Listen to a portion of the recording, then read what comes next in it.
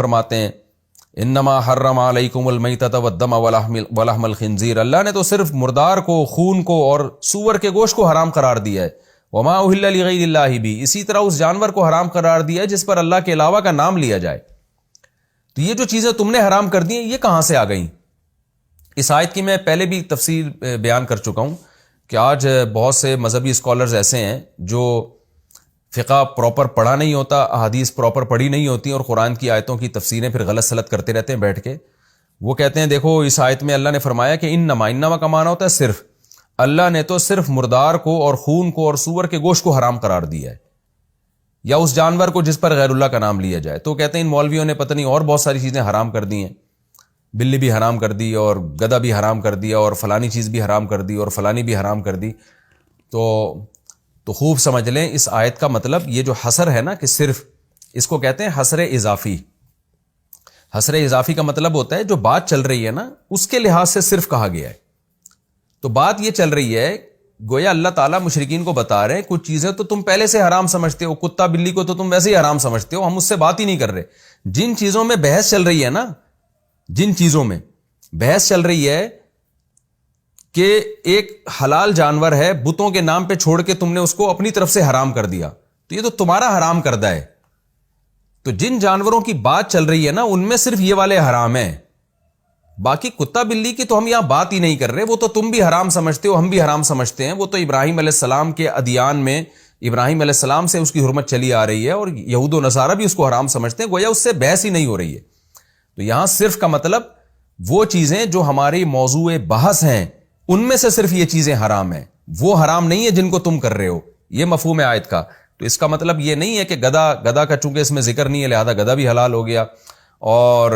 کتے کا بھی ذکر نہیں، بلی کا بھی ذکر نہیں لہذا کتے بلی بھی حلال ہو گئے، تو یہ مطلب ہرگز نہیں ہے۔ تو یہ قرآن کا جو صرف ہے، یہ صرف کا مطلب ساری دنیا کے جانوروں کے بارے میں یہ نہیں کہا جا رہا کہ ان میں سے صرف یہ حرام ہے۔ صرف کا مطلب جو جانور موضوع بحث ہیں ان میں سے صرف یہ والے حرام ہیں اور جن کو تم نے حرام کیا ہے وہ داخل نہیں ہے۔ تو صرف کا مطلب ان جانوروں کو نکالا جا رہا ہے جن کو مشرکین خود سے حرام کیا کرتے تھے، باقی کتا بلی تو اس آیت میں موضوع بحث ہی نہیں ہے،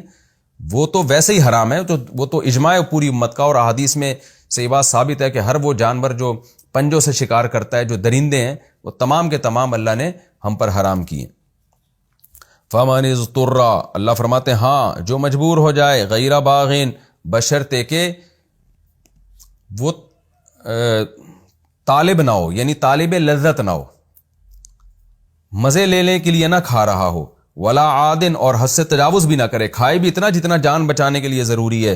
فإن اللہ غفور رحیم، تو بے شک اللہ تعالیٰ معاف کرنے والا اور رحم کرنے والا ہے، اسے اللہ معاف کر دے گا۔ یعنی معاف کرنے کا مطلب یہ کہ اس کو اس کی سزا نہیں ملے گی، کیونکہ اللہ کی نظر میں یہ جرم نہیں ہے۔ تو یہاں معاف کرنے کا مجازی معنی ہے، معاف کرنے کا مطلب یہ نہیں ہے کہ وہ جرم تو کیا اس نے لیکن ہم معاف کر دیں گے، مطلب یہ ہے کہ اس کو سزا نہیں ملے گی۔ وَلَا تَقُولُوا لِمَا تَصِفُ أَلْسِنَتُكُمُ الْكَذِبَ، اب اللہ تعالیٰ اس مضمون کو اور زیادہ ڈیٹیل سے بیان کر رہے ہیں کہ کچھ چیزوں کو تم نے حرام کیا ہوا ہے ان کو حرام نہ سمجھو، ان کو حلال سمجھو۔ اب اللہ کیا فرما رہے ہیں؟ وَلَا تَقُولُوا لِمَا تَصِفُ أَلْسِنَتُكُمُ الْكَذِبَ،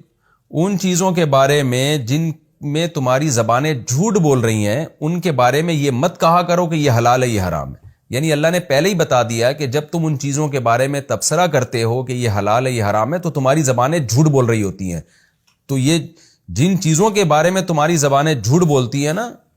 اور وہ جھوٹ کیا ہے؟ وہ یہی ہے جو آگے آ رہا ہے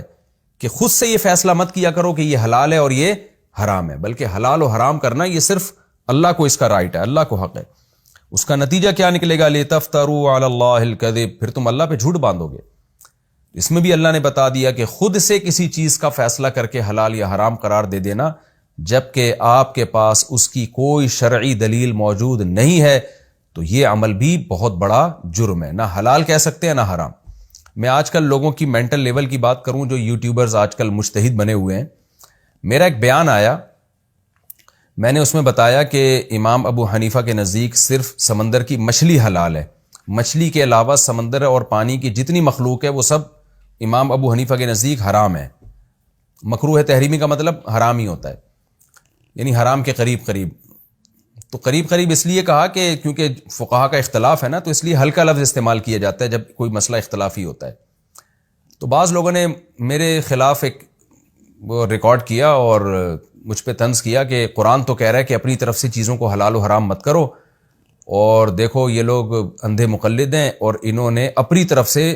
مچھلی کے علاوہ جتنی مخلوق تھی اس کو حرام کر دیا ہے، اور پھر قرآن کی